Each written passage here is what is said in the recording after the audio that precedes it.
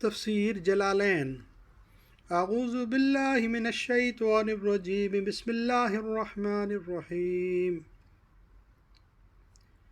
وما كان لنبي أن يغل ومن يغل يأتي بما غل يوم القيامة ثم توفى كل نفس ما كسبت وهم لا يظلمون۔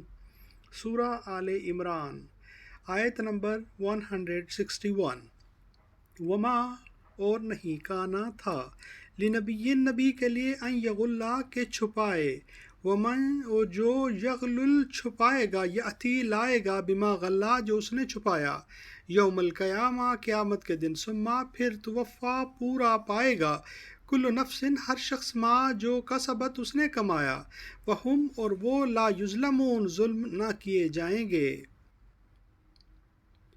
اور کبھی نہیں ہو سکتا کہ پیغمبر خدا خیانت کریں، اور خیانت کرنے والوں کو قیامت کے دن خیانت کی ہوئی چیز خدا کے روبرو لا حاضر کرنی ہوگی، پھر ہر شخص کو اس کے اعمال کا پورا پورا بدلہ دیا جائے گا اور بے انصافی نہیں کی جائے گی۔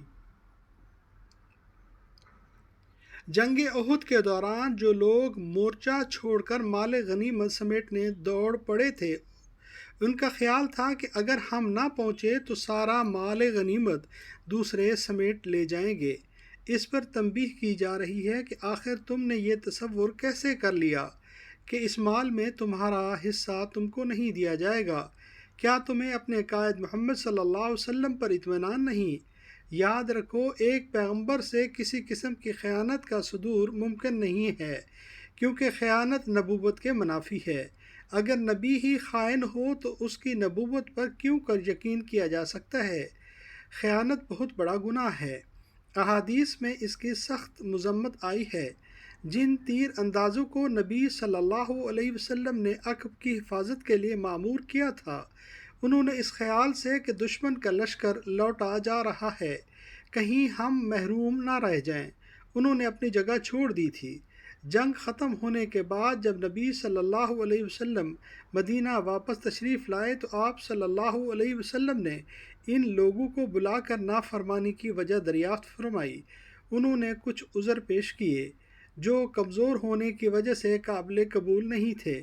اس پر آپ صلی اللہ علیہ وسلم نے فرمایا، اصل بات یہ ہے کہ تم کو ہمارے اوپر اطمینان نہیں تھا، تم نے یہ گمان کیا کہ ہم تمہارے ساتھ خیانت کریں گے اور تم کو تمہارا حصہ نہیں دیں گے۔ اس آیت میں اشارہ اسی معاملہ کی طرف ہے۔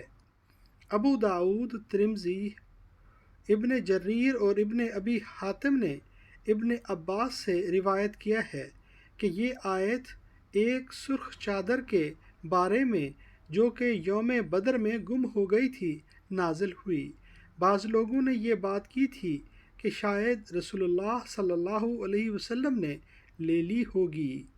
صدق اللہ العظیم۔